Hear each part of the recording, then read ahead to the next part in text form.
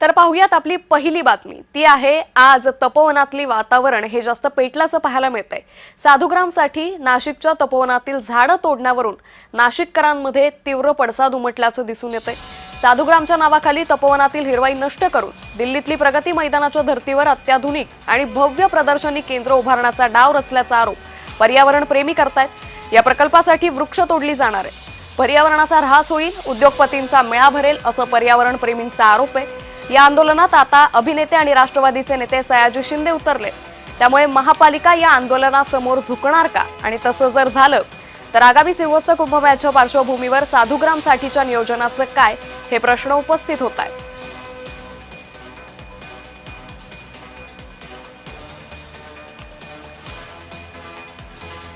त्यामुळे आंदोलनात अभिनेते सयाजी शिंदे उतरल्याचं पाहायला मिळतंय।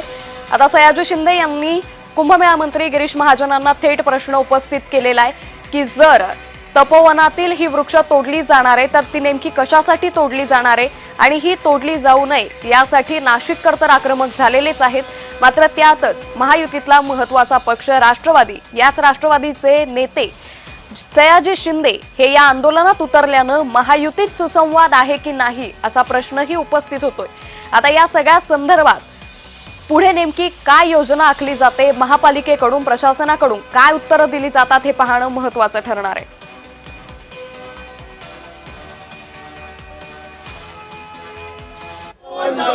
झाडे वाचवा, झाडे वाचवा। आपल्या माध्यमातून की सयाजी शिंदे साहेब तिथे गेलेले आहेत, परंतु ह्या सगळ्या विषयाला कोणी राजकीय वळण देत आहे, कोणी विध्वंसक प्रकारे वळण देत आहे। अशा प्रकारे वळण देणं योग्य नाही।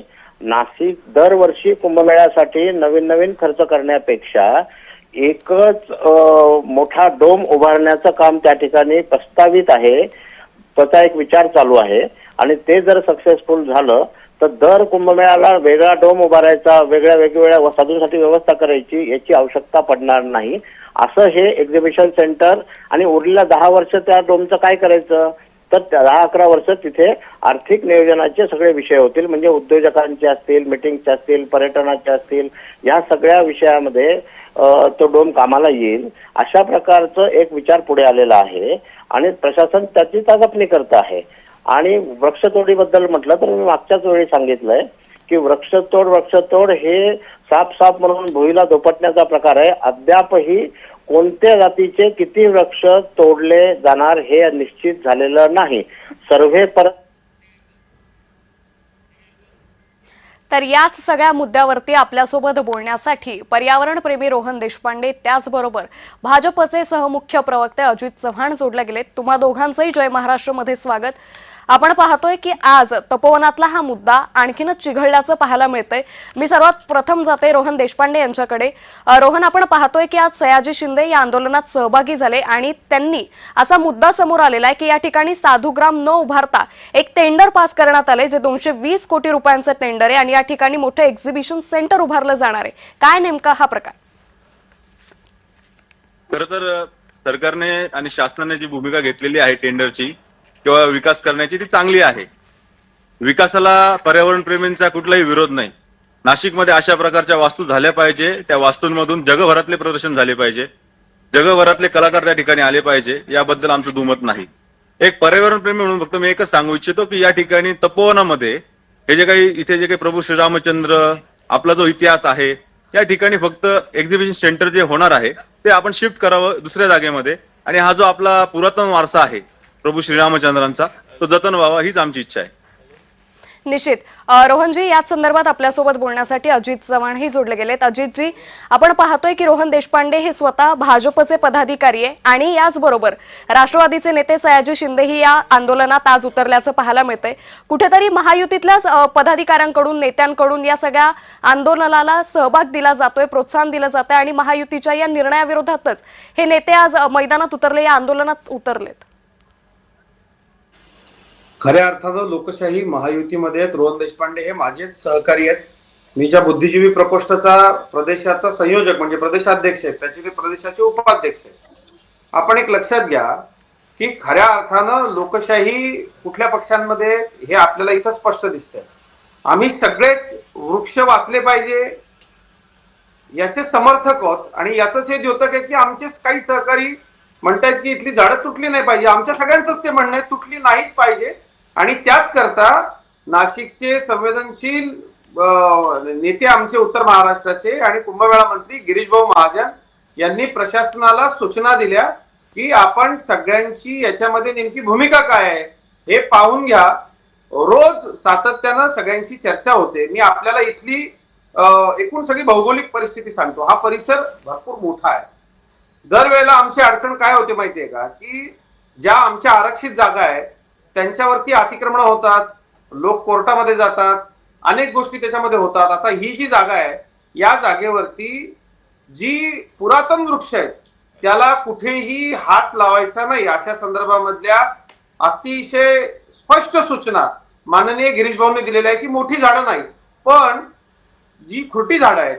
आपण एखादं घर बांधायला घेतलं, नव्यानं रस्ता तयार करायला घेतला तरी जी खुरटी झाड आहेत असेल, 5 वर्षामध्ये फोपवणारी रेंट्री गुलमोहरा सारखी झाडं ज्यांचं वयच मुळात 15 वर्ष आहेत, अशी झाडं जर समजा इथनं हटली, एक चांगल्या पद्धतीचं या ठिकाणी दरवर्षी दर कुंभमेळ्याला आपण प्रचंड मोठ्या प्रमाणावरती शेकडो कोटी रुपयाची टेंडर्स काढतो आणि नव्याने ही सगळी व्यवस्था करतो.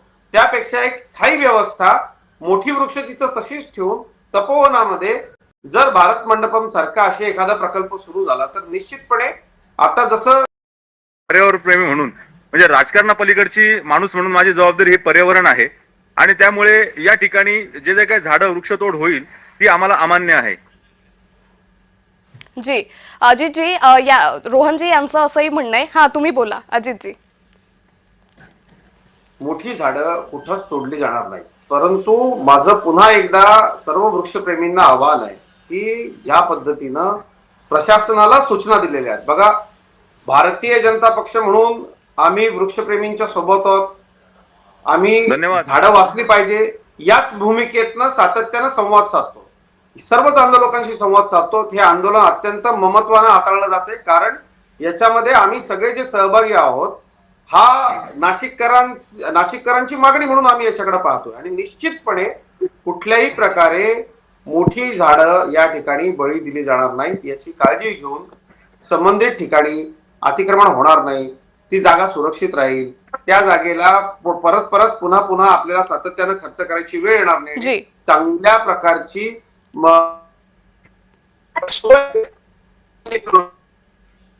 जी रोहनजी बोला, तुमची काय मागणी, या सगळ्यावर तुम्ही काय प्रतिक्रिया द्याल? हे आंदोलन जर प्रशासनानं योग्य त्या उपाययोजना केला तर हे आंदोलन मागे घेणार का? नाही, या ठिकाणी आमचे जे नेते आहेत अजितदादा चव्हाण यांच्याशी माझं वेळोवेळी बोलणं होतं आहे. काल रात्री पण मी त्यांच्या बरोबरच होतो, त्यांचं मार्गदर्शन घेतलं आणि त्यांना काही गोष्टी या ठिकाणी ग्राउंड लेवलच्या पण सांगितल्या की नाशिककरांच्या भावनेचा आपण आदर केला पाहिजे. आणि त्याविषयी देखील ते सकारात्मकरित्या देवेंद्रजींशी पण बोलता आहेत, गिरीश भाऊंशी पण बोलतायत. आणि 1-2 दिवसात आमची बैठक पण त्या ठिकाणी बीजेपी कार्यालयामध्ये आमची होणार आहे. आमचे शहराध्यक्ष सुनील केदार देखील या ठिकाणी यांनी पण या विषयी माहिती दिलेली आहे. आणि मला विश्वास आहे की भारतीय जनता पार्टी ही कधीही चुकीच्या बाबतीत काही गोष्ट करू शकणार नाही. कारण पर्यावरण आमच्या भारतीय जनता पार्टीचा पहिला उद्देश आहे, प्रथम राष्ट्र, नंतर पक्ष, नंतर मी स्वतः. तर प्रथम राष्ट्र म्हटल्यानंतर राष्ट्राचं पर्यावरण टिकवणं देखील ही भारतीय जनता पार्टीची जबाबदारी आहे. आणि मला असं वाटतं की प्रशासनाच्या काही तांत्रिक चुका असतील आणि त्या गिरीश भाऊंपर्यंत किंवा देवेंद्रजींपर्यंत आता अजितदादा नेतीलच, आणि त्या दृष्टिकोनातून हा प्रश्न सुटेल अशी मला अपेक्षा आहे. निश्चित. अजितजी, खरं तर राष्ट्रवादीचे नेते सयाजी शिंदे या आंदोलनात उतरले. या निमित्ताने एक प्रश्न उपस्थित होतो, जसं तुम्ही म्हणालात की आंदोलनकर्त्याशी तुम्ही संवाद साधताय, प्रशासन या संदर्भात योग्य त्या उपाययोजना करेल. मात्र महायुतीतलेच नेते जर अशा पद्धतीने आंदोलनात उतरत असतील तर महायुतीत कुठेतरी सुसंवाद नाही असा प्रश्न उपस्थित होतो. नाही, मला हे अजिबात पटत नाही. एखाद्या चांगल्या मुद्द्यावरती वेगवेगळे विचार आपले ठेवणं आणि त्याच्या संदर्भामध्ये चर्चा करणं हेच लोकशाहीला अभिप्रेत आहे. आपण हुकुमशाहीमध्ये तर नाही होत. आपण आता आंदोलकांचे प्रतिनिधी रोहन देशपांडेंना ऐकलं. प्रत्येकाचा आवाज ऐकून घेणं, त्यांचं म्हणणं काय ते समजून घेणं, हे राजकीय पक्ष म्हणून आमच्याकडे वेगवेगळ्या स्वरूपाचा विचार करणारे लोक आहेत. पण आमची जी विचारधारा आहे त्या विचारधारेमध्ये सर्व समावेशकता आहे, सबका साथ सबका विकास आहे. त्यामुळे दडपशाही न करता प्रत्येकाचा आवाज ऐकून घेणारच आहोत. आणि मला खात्री आहे प्रशासनानं काही गोष्टी जर चुकीच्या केल्या असतील तर आमचे नेते त्या दुरुस्त करण्यासंदर्भामध्ये दररोज सूचना देत आहेत. जी. आपण स्थानिक वर्तमानपत्रांमधल्या बातम्या पहा की या विषयामध्ये कुठेही पर्यावरण, फक्त मला एक सांगायचं आहे याच्यामध्ये, काही डावी मंडळी आणि काही काँग्रेसी विचाराचे लोक या आंदोलनामध्ये घुसलेत. ते थेट अकबरानं कुंभमेळा सुरू केला इथपर्यंत गेलेले आहेत.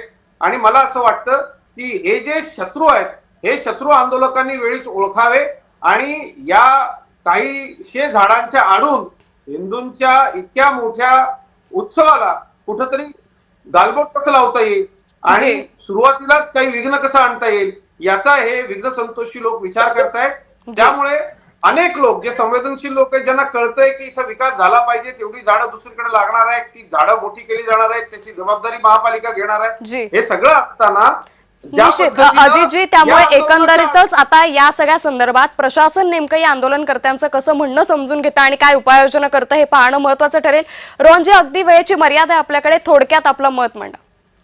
आताच अजितदादांनी सांगितलं की या ठिकाणी काही मंडळी चुकीच्या पद्धतीने आंदोलन येण्याचा प्रयत्न करत आहेत. जी. मी दादांना सांगू इच्छितो आणि संपूर्ण महाराष्ट्राला सांगू इच्छितो की पर्यावरण प्रेमी हे कधीही कुंभमेळ्याला विरोध करू शकणार नाही, हिंदूंच्या आस्थेला विरोध करू शकणार नाही.